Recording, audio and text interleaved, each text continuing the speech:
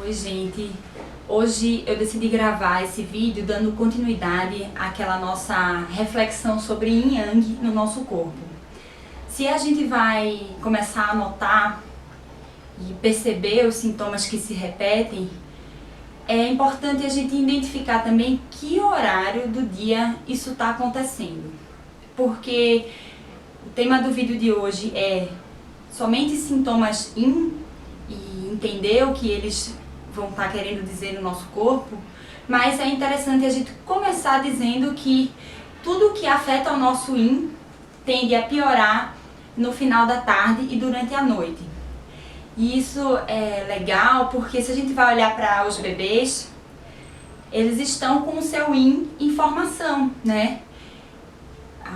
A mãozinha, os tecidos, o sangue, os músculos, os dentes do neném estão todos crescendo.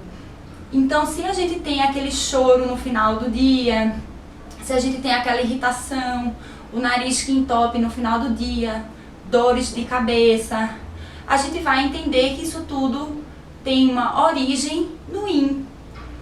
Assim como a gente tem o dia mais Yang, o verão mais Yang, a noite ela tem a natureza Yin. E o inverno, como oposto desse verão, também tem uma natureza Yin. Então, vão existir grupos de sintoma que aparecerão à noite, no inverno.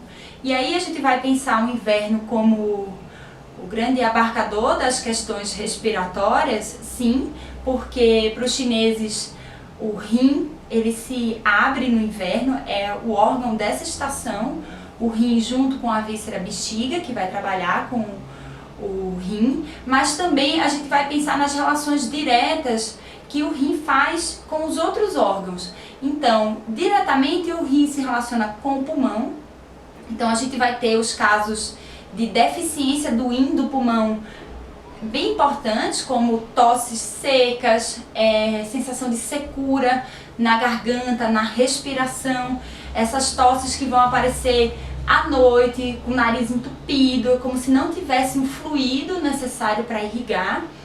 E também a gente vai começar a perceber que tem casos de ansiedade que aparecem no inverno, sensações relacionadas à insegurança, ao medo, porque do outro lado o rim também se relaciona diretamente com o coração, tá? Então quando a gente vai pensar numa sensação desconfortável que aparece à noite, que nos dá pesadelos, que dificulta o nosso sono, a gente vai estar pensando também numa deficiência do Yin do coração, uma dificuldade de dormir, de aprofundar o sono. Então esse Yin que pode estar presente na nossa respiração, ele também dá base de sustentação ao nosso emocional através da relação desses órgãos. Então é importante que a medicina chinesa nos traga essas imagens, porque a gente deixa de pensar que a gente é vítima do tempo seco lá fora. Claro que a gente sofre muito, mas a gente tem que ter um trabalho interno de nutrir esse Yin, de hidratar bem, de proteger o nosso pulmão, de fortalecer a sua energia. Então, quando a gente vai pensar na deficiência do Yin, como resolução, a gente tem que melhorar a nossa ingestão de água, de frutas que hidratam. Então a gente tem que pensar na pera, no melão. Esse tempo seco tem maltratado muito, né? As pessoas estão infecções de ouvido, de garganta, de nariz.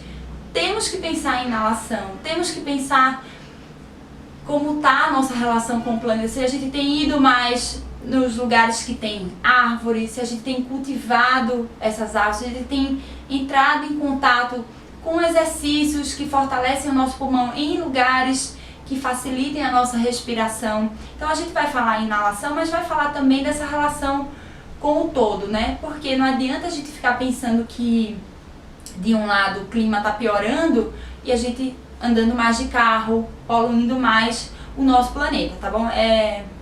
Sou um pouco chata às vezes, porque essa visão aquariana que me persegue não deixa de fazer refletir que a gente está inserido num ambiente, a gente está inserido num mundo onde não adianta a gente controlar, por exemplo, os casos de ansiedade que tem fundo num rim enfraquecido com excesso de trabalho, sem desligar desse mundo. Então, qual uso a gente tem feito dos equipamentos eletrônicos, qual é a regularidade